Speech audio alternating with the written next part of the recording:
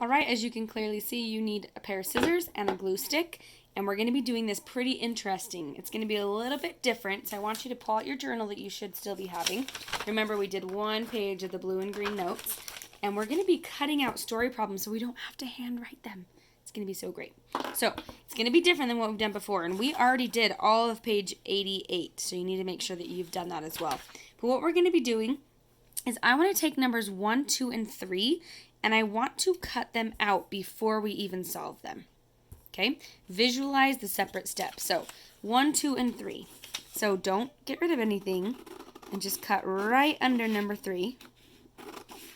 It goes straight across. It uses this number line that has Emma in the car right there. So I have this piece. And I'm going to cut around it. I don't need the bird right there, and I don't need my name. I do want the title, Visualize the Separate Steps, though. I don't need this left-hand side. Okay? So I have steps 1, 2, and 3. This little scrappy scrap that has your name on it can be tossed. So here's what's happening. We're going to be solving different pieces at different times, so do not throw the big chunk left over away. Slide your journal over and get this glued in towards the top the best you can. Okay? Pause the video to get that set up, but what we're going to do is we're going to be solving these problems right now. So it's going to be super fun. Uh-oh, Miss Fisher just put tape on her journal in the hole. You can't cover the hole. How many times have I said that? Way too many to count, huh? Okay. So here we go. I am going to be taping it. You're going to be gluing it. We're going to get going. Okay? Visualize the separate steps. Silver City is 24 miles away. You should still have out these colors. Gus, so here's Gus. Here's where he starts. Silver City must be clear over here. Gus has driven 1/4 of the distance. You can see it's 1/4 because you would go, oh, well, that would be half. And then you'd break it into 4. So 1/4, 2/4, 3/4, 4/4. So he's driven 1/4 of the distance. And Emma, they're going the same amount. Maybe they're cousins or something. And they're driving to meet up for a reunion. And Emma has driven 3/4 of the distance. So she's here, he's there. Okay, how many miles has Gus driven? 6. We should probably say miles. How many miles has Emma driven? It's pretty easy. How many times as far as Gus has Emma driven? So because she's driven farther, they're saying how many times as far as Gus has she gone?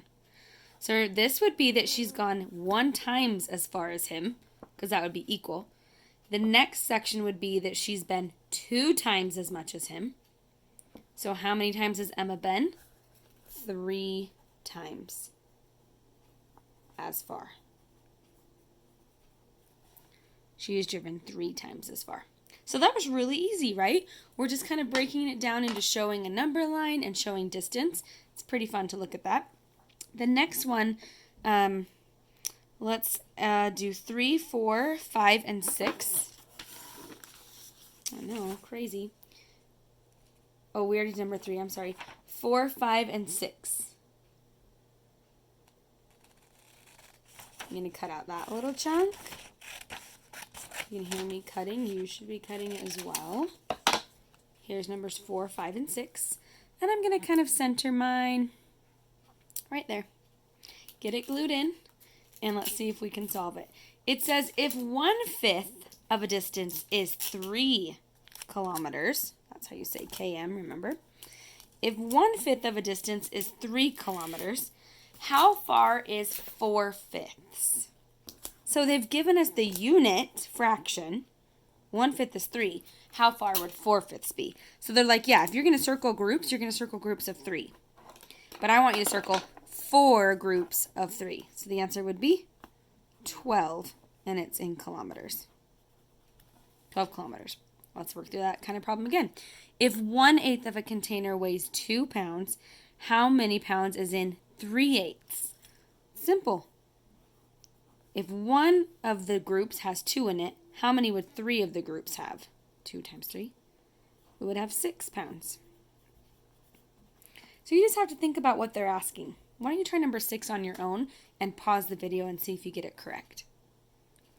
If 1/7 of a book is 4, so that would be the missing number in the fact family, how many pages is 2/7 of the book? Oh, so easy. It's 8 pages. Just think about it in terms of, okay, if one of the pieces is 4, how many would 2 of the pieces be? It would be 8. All right? Okay. The next ones we're going to do are 7 and 8 because they go together. But you need the little story problem that's just above those. 7 and 8. 7 and 8. We're going to glue this one a little bit over here on the left because we're going to want to solve it maybe over here on the side. So we're just going to do number 7 and 8. You can quickly get it glued in, or you can glue it in after you solve it with me. Okay? Shady Grove is 40 miles away. Middletown is 1/5 of the way there. 1/5 of the way to Shady Grove is Middletown. And Parkview is 2/5 of the way. How many miles away is Middletown? So let's first find out Middletown. So it's not too hard.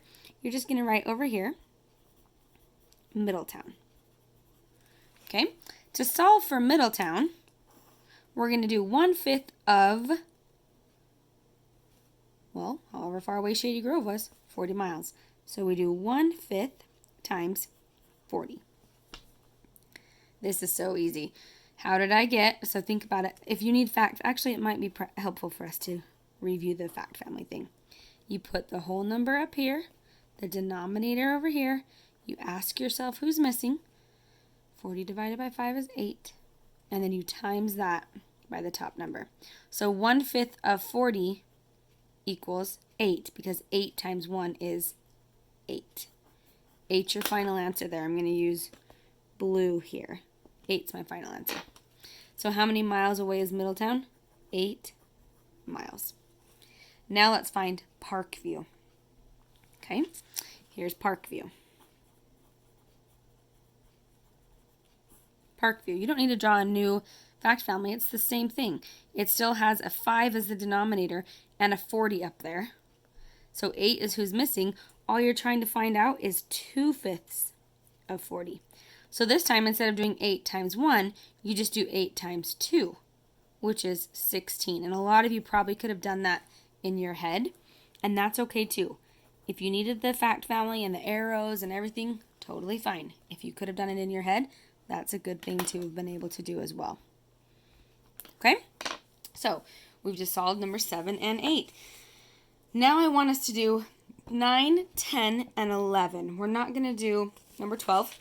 So 9, 10, and 11, those are the last things you're cutting out. And I can't decide if I want you to separate them out. I think I do. Yeah, that's going to be so fun. I hope you're excited for that. So I'm going to take number 9, and I'm going to cut it out just by itself. It's going to be long and skinny because it's got that car chart right here. Number 9. Woo! And then 10 and 11. Doesn't look like I'm going to have space enough to do it, you lucky ducks. I'm going to just pick one of them.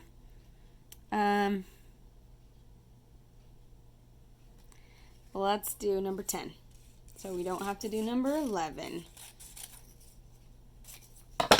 That's just so that we can fit all of it on here. Okay? So we're going to do 9 and 10. Number 9.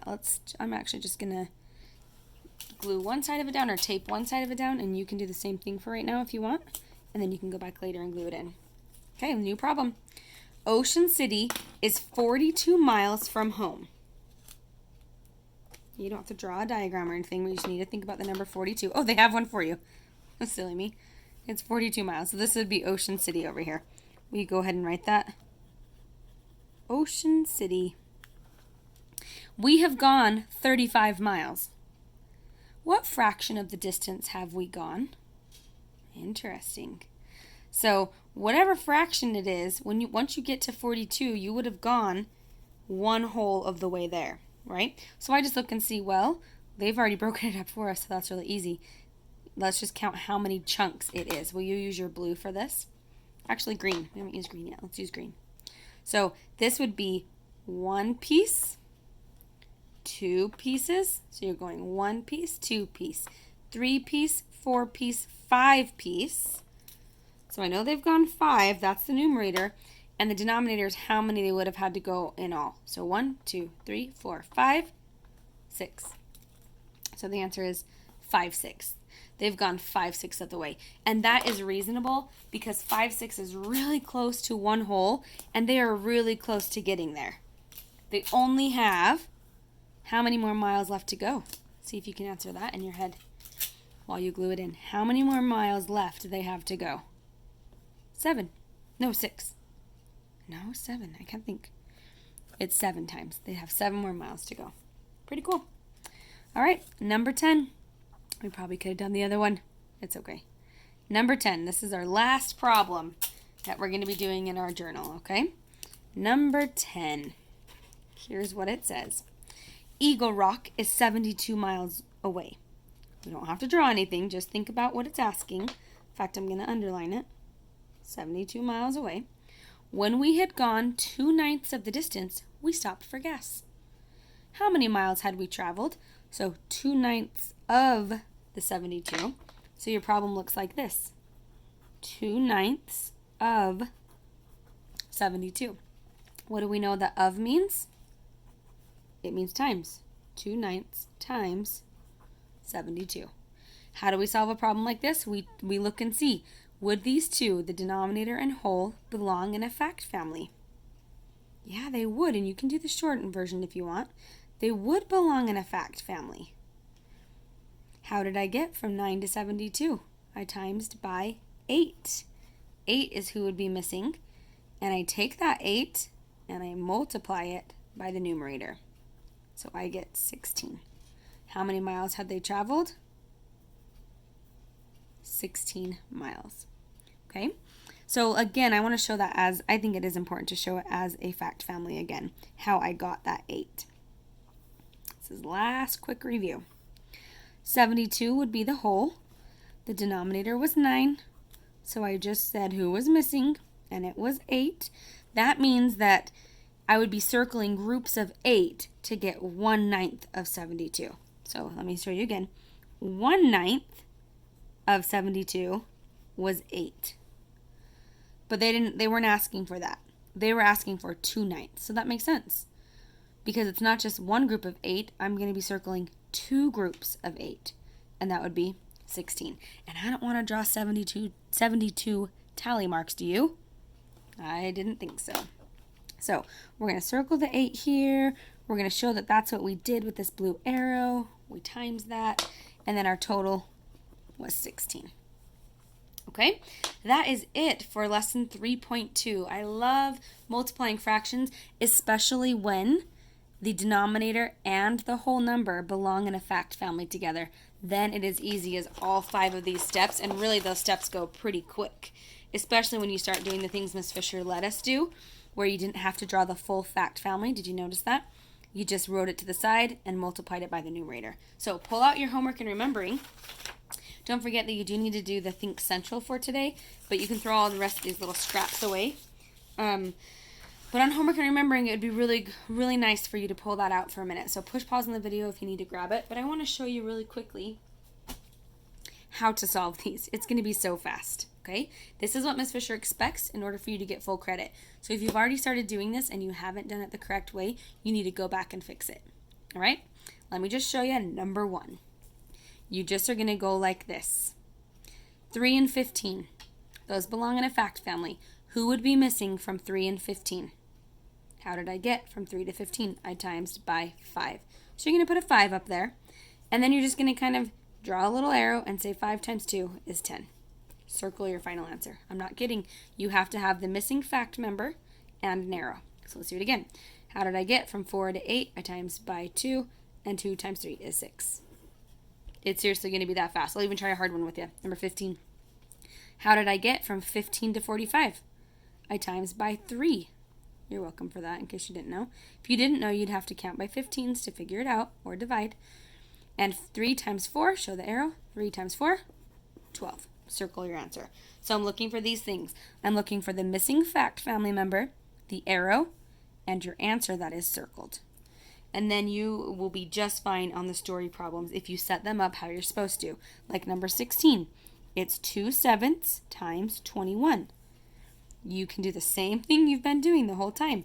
Number 17, this is an interesting one. It says, Teresa shot 36 free throws. She made 27 of them. So she shot 27 times. No, sorry, she shot 36 times. So that's her denominator. And how many did she make? 27. So 27/36 can also be simplified. Okay? So you can write that if you want, but you do need to simplify it.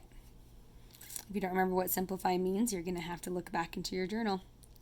This would be clear back from Unit 1. Number 18, 3/8 of the horses on the carousel are white. So you're doing this, 3/8 of 56, and you should know what of means. And then, it's so easy, number 19, 5/6 of 48. You're going to be just fine on the homework side. On the remembering side, it is so easy. You can do this. I know you can.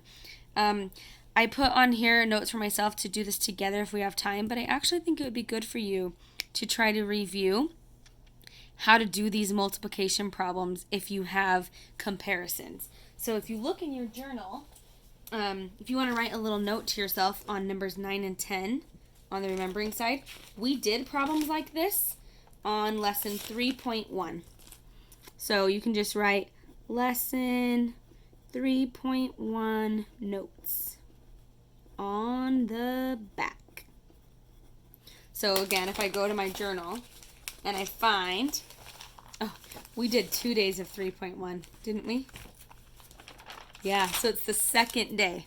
Lesson 3.1, part 2. So here it is. 3.1, part 2. No, that's part 1. This is part 2. No, I'm so sorry. This is 3.1, part 1. This one was 3.1 part 2. So if I look at the back of that, I'm going to see the examples of how to write comparison problems.